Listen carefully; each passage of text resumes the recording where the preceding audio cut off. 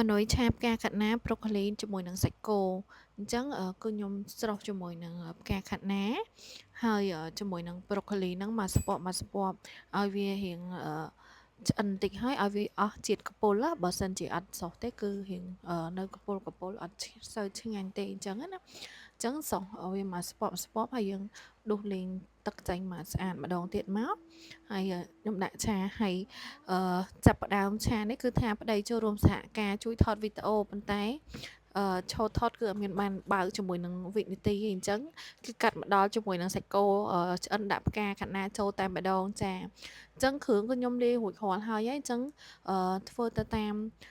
រូបមន្តនៃផ្ទះនីមួយអញ្ចឹងណាហើយឆាប្រេផ្អែម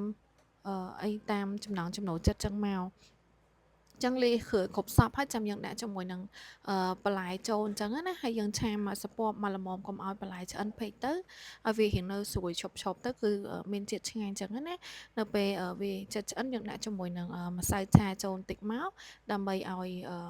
ឆារបស់យើងរៀងមានជាតិខាប់បន្តិចអញ្ចឹងដោយសារតែវាមានជាតិទឹកចេញពីផ្កាកាត់ណាយហ្នឹងទៅវាមានជាតិទឹកហៀវអត់ឆ្ងាញ់អញ្ចឹងយើងដាក់ជាមួយនឹងម្សៅឆាចូលបន្តិចមកហើយរោយម្រេចទៅលើបន្តិចមកណាចាហើយរោយស្លឹកខ្ទឹមគឺរួចរាល់ហើយសម្រាប់ឆាមួយមុខនេះងាយហើយសម្រាប់កូនក្មេងអីក៏គាត់ស្រួលញ៉ាំតែដោយសារតែជាតិបន្លែនេះវាស្រួលញ៉ាំស្រួលទៅពីអីទេអញ្ចឹងណាអញ្ចឹងរួចរាល់ហើយសម្រាប់ម្ហូបថ្ងៃនេះគឺឆាផ្កាខាត់ណាអញ្ចឹងចាំមកញ៉ាំបាយតែខ្ញុំទាំងអស់គ្នាមកបើសិនជាអ្នកទាំងអស់គ្នាអត់បានធ្វើម្ហូបអញ្ចឹងណាចាប៉ាវបាយមកពេលជូន